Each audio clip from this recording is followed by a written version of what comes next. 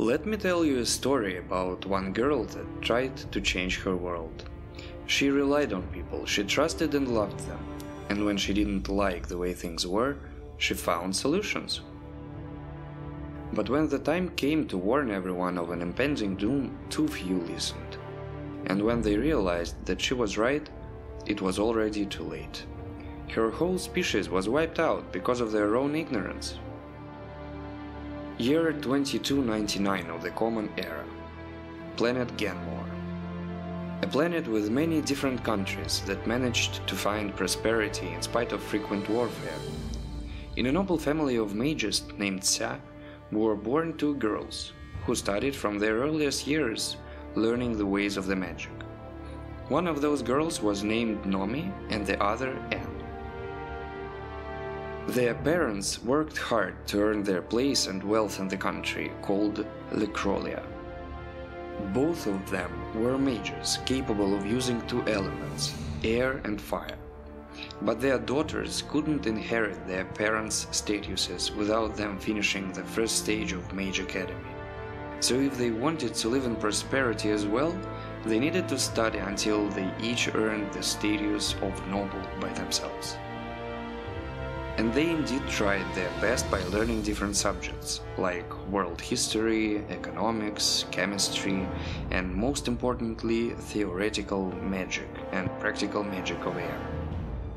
That last subject was their main course, and both Nomi and Anne graduated the academy with the highest marks, so that their king could be proud of them and their descendants would look up to them as role models. The girls didn't like the current government. They, both being well educated, knew that Lecrolian people were mostly separated into two factions, the rich and the poor. Although some marginalized groups and affluent peasants did exist, the general trend was that most of the people were basically slaves. And both Nomi and Anne, though knowing that they could live somewhat happy lives, realized that this structure would soon fall, dooming many people to die, either of hunger or because of their futile attempts to resist an already dead regime. A war called the Great War for Wisdom happened when the girls were in the 5th year of study. It lasted for 3 years, and many Lecrolian soldiers died protecting the interests of the nobility. Xia's family wasn't involved at all, and neither were the other academy students, so they all continued to study as if nothing was happening on their country's fronts. During the academy years, on the 11th year of her study, after gathering much information concerning history, the recent war and current economic trends, Nomi planned to overthrow the king. Anne, on the other hand, was more concerned with her abilities and tried to hone her skills so that no one could pose a threat to her. During their family talks, Nomi frequently argued with her parents, who weren't happy with the fact that their well-off daughter wanted to become a dissident and murder King Yalok. Anne just quietly sat and listened to her sister insult her parents, and listened to her parents respond that she was making fool of herself. Anne agreed with Nomi on most of the subjects, though she wasn't good enough at politics to understand the whole picture or engage in debates. Both sisters were respected and admired among academy students, but on the 17th year of studying, rumors were spread about Nomi's affiliation with various terrorist organizations. The next year, Nomi was publicly executed for assisting in an attempted murder of King Yalok. Anne knew that her sister wasn't involved in this incident, so she believed that her sister was executed for being too public about her views on the government. Anne cultivated a grudge against the system, and after the death of her sister, she fully immersed herself in studying. She abandoned her few friends, she stopped talking to her family, and left home. All her time was spent observing people and the situation in Lecrolia. Even when she started learning pyromancy, her parents were totally unaware. Anne's classmates were afraid of her and her reclusive tendencies, and she became seen as a bit of a weirdo. After 19 years of studying, Anne finally graduated the academy and earned her noble status. From now on, she was known as Xia Anne, a descendant of the family Xia. 2 years later, she learned the principles of fire and air magics. She had already surpassed her parents, but her ambitions didn't end there. She wanted to be the strongest being on the planet. Later that year, Xia Anne turned into an agitator herself and continued the work of her sister. She gathered small groups of people and told them about the situation in Lycrolia. At first, she didn't receive much feedback, but the more she talked, the more like-minded people she found. Anne knew that Yalok was hated among most of the people because recent events had shown how awful he was as a king. Despite the lingering effects of a past war, Yalok declared a new war against two countries that were old enemies of Lycrolia, Firosa and June, as he wanted to either annex the territory or simply to eliminate both his enemies at once. But his own forces were weakened after the war, and the nation's poorest people were dying of hunger, so even nobility started to doubt that the country's leader was sane. Yalok himself, though, lived in prosperity, as well as his closest subordinates. Yalok's declaration of war resulted in him quickly withdrawing his forces. Both Firosa and June remained almost untouched, but Lycrolia suffered horrendous losses of millions of people, all killed in vain. Lycrolian farmers arranged a peaceful procession and marched to the king, asking him to sign a collective document that demanded the abolishment of nobility rule and convocation of a parliament, one which should be formed with votes from all Lycrolian people. Additionally, the document demanded equal educational rights for workers of all sorts, and it mentioned the horrible hunger some poor people were experiencing after the war. But King didn't want to hear them out. Thus, he ordered the army to get rid of the peaceful demonstration. The procession was executed. More than 100 people died. Others ran away injured. Xia Anne observed the situation, and she found a way to defeat the current power. She needed people to understand the situation and to help her overthrow the king. So she needed an idea, a thought that will unite everyone in this quest. And to achieve this, she realized that people must become smarter, more educated. For the moment, the task was impossible, so she tried to do this herself, by telling everyone what she knew, and for this she was caught and exiled to Firosa. Living in Firosa for 6 years, she worked and gathered even more information. Although she knew that currently people wouldn't really understand her approach, the general discontent was floating in Lycrolia's atmosphere. She just needed a push. Something that everyone would support, something that would decide the fate of her country. There, Xia Anne learned the magic of conjuring portals, and returned to Lycrolia after. Things in Lycrolia started to heat up.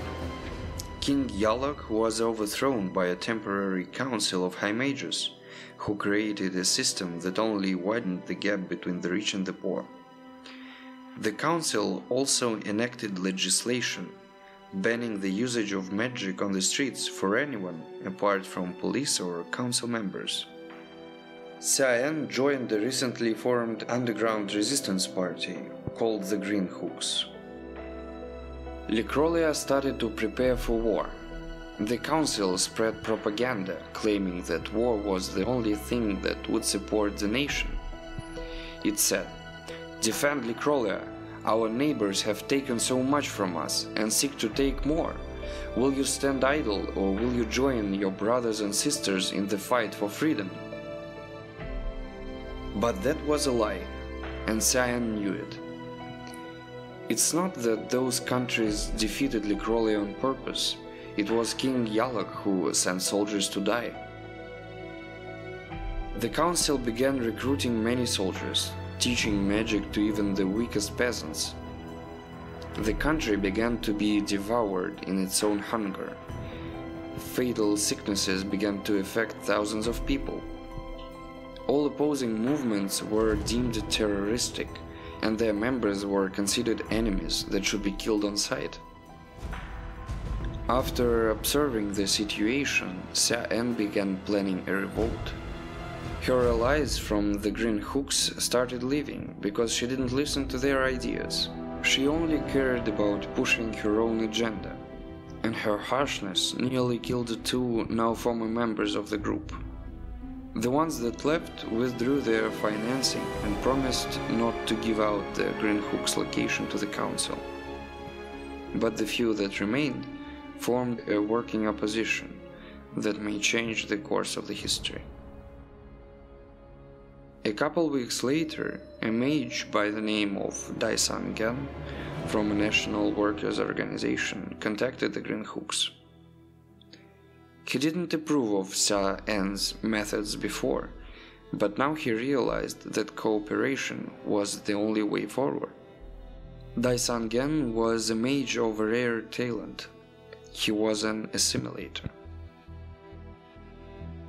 Xia Anne joined the Green Hooks. With his help, Xia Anne created an entity called the Black One. It was formed from the bodies of living police mages who had found the Green Hooks and came to kill them. At this point, Xia Anne and Xia Anne stopped valuing the lives of their political enemies and everyone working for them. After that, the Green Hooks headed in the direction of the council. The council couldn't do a thing. The Green Hooks, with the help of the Black One, killed every single one of the council members. The Green Hooks claimed victory, finally gaining control of the country. Other underground revolutionary organizations with different agendas tried to overthrow Xia Anne's dictatorship, but no one was capable of killing the Black One. 3 months later, when things calmed down a little, Xia Anne and the Green Hooks slowly established a rule of common working people. 28 years later, the faraway country of Tenzo declared war against the whole world, including Lycrolia. But this war was short. Xia Anne sent Black One to destroy all Tenzone forces. Every single Tenzonian was killed in this curb-stomp of a battle. People divided in 2 groups. One was supporting Xia Anne's rule and thought of her forces, mainly Black One, as being the ultimate weapon and the savior of the people. The other half fled the country, because they were afraid of their leader. Then the Black One returned, and things started to get really ugly. The Black One realized that it was being used as a weapon, and this, coupled with its mind being merged from over several thousand living entities, led to it becoming insane. The Black One started to kill everyone it saw, no matter what race or nation they were from. It said to Xia Anne, "I'll kill you last, so that you can see each and every person you cared for die before your eyes." Xia Anne tried to destroy his creation, but couldn't create a being more powerful than the Black One, and was killed. And no matter how Xia Anne tried, no matter how much magic she used, she couldn't do anything to stop it. She fled, creating a portal to another planet, and started thinking about a way to stop the Black One. By that time, the countries of the world declared war against Lycrolia, and razed the nation from the face of the Ganmore with thermonuclear bombs. But even this didn't stop the Black One. After Xia Anne returned, she witnessed the scorched crater her motherland had become.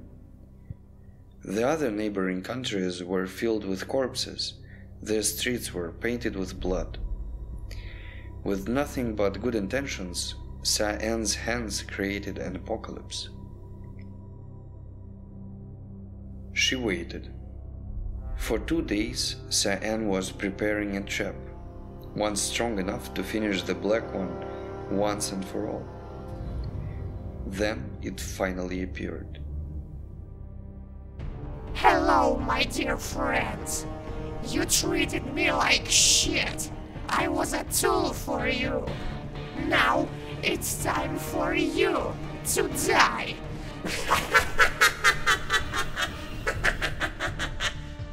Xia Anne shot flames in it, tried to cut it with air, escaped through portals, but nothing worked.